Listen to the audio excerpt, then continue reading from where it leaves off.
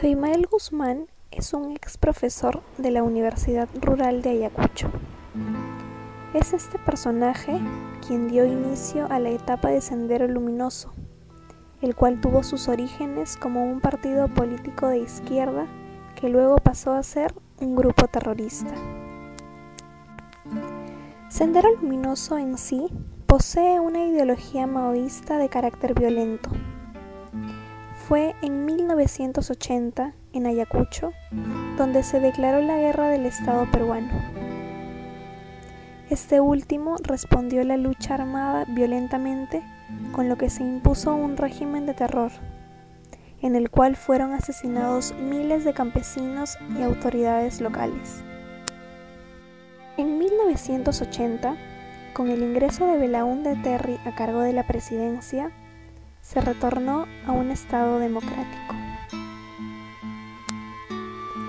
Este gobierno no tenía previsto la magnitud del problema, por lo que nunca se diseñaron estrategias antiterroristas para frenar el furor. Afirmamos que Sendero Luminoso surgió básicamente como producto del encuentro que tuvo lugar en Ayacucho, especialmente en la Universidad de Huamanga, entre una élite intelectual provinciana mestiza y una juventud universitaria también provinciana y mestiza.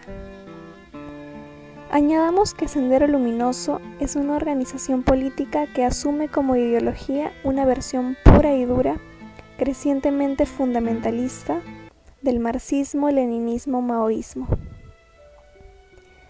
La Comisión de la Verdad y de la Reconciliación, comisión peruana encargada de elaborar un informe sobre la violencia armada interna vivida en el Perú durante los años 1980 y 2000, indicó que Sendero Luminoso fue el más violento de la historia de la República al cometer gravísimos crímenes que constituyen delitos de lesa humanidad, siendo responsables de más del 54% de personas fallecidas tras sus múltiples ataques. A continuación se mostrarán algunos atentados y asesinatos provocados por Sendero Luminoso. Año 1980, 17 de mayo. Sendero Luminoso perpetra su primer atentado en la comunidad andina de Chuschi. Año 1982, 3 de marzo. Sendero Luminoso asalta una prisión de Ayacucho y se fugan 304 presos. Año 1983, 3 de abril. 69 personas, entre ellos una veintena de niños, mueren a manos de Sendero en Lucanamarca. Año 1984, 23 de agosto. Hallan 4 fosas comunes en Pacayacu con 49 cadáveres de detenidos por el ejército. Año 1985, 14 de agosto. El ejército mata a 63 campesinos de Acomarca. Año 1992, 16 de julio. Un coche bomba estalla en el distrito limeño de Miraflores, causando 23 muertos y un centenar de heridos. Año 2002, 21 de marzo. 10 personas mueren en un atentado en coche bomba frente a la Embajada de Estados Unidos. Año 2005, 20 de diciembre.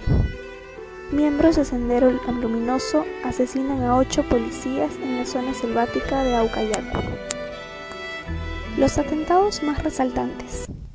Tarata. Consistió en la explosión de un coche bomba en la cuadra 2 de la calle Tarata, en pleno corazón de Miraflores de la ciudad de Lima. El lugar donde ocurrió el hecho es una zona comercial dentro de un distrito de clase media de Lima. 2 vehículos, cada uno equipado con 1 tonelada de explosivos, explotaron en la mencionada calle a las 9:15 de la noche, matando a 25 e hiriendo a unas 200 personas. El atentado fue el comienzo de una serie de ataques senderistas contra el Estado peruano de una semana de duración, que en total causaron 40 muertes y tuvieron en zozobra a la capital. Asalto de la cárcel de Ayacucho. fue un suceso ocurrido en Ayacucho el 2 de marzo de 1982.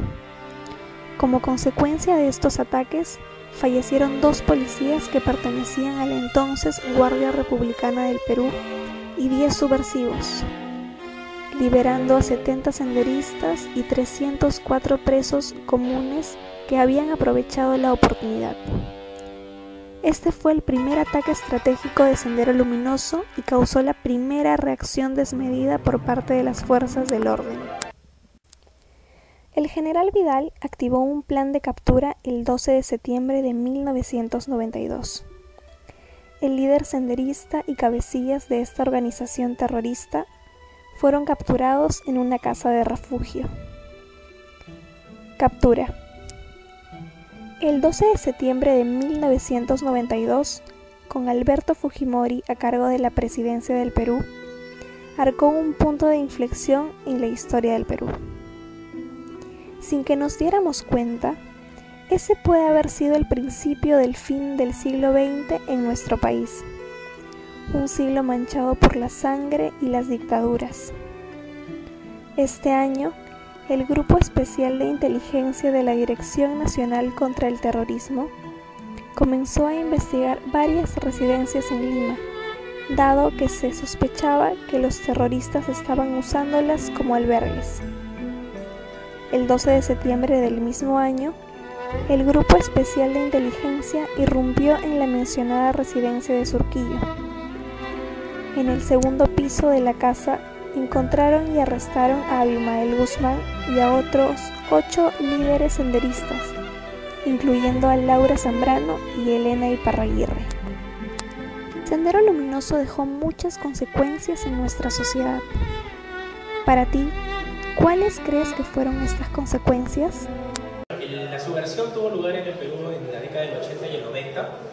Quedó en evidencia la falta de respuesta de parte de las instituciones políticas y jurídicas previstas para hacerle frente, tanto a nivel del Poder Ejecutivo, Congreso de la República y sobre todo Poder Judicial, porque no olvidemos que muchos terroristas que habían sido detenidos por temor o por alguna otra razón terminaban siendo liberados. Eso generó que la sociedad no encontrara respuesta adecuada de parte de sus instituciones, lo cual coadyuvó justamente a que cuando llegase una autoridad dispuesta a tomar las medidas adecuadas, cual fuera el costo que se iban a asumir estas personas o esta sociedad, lo aceptó con mucho gusto y lo apoyó.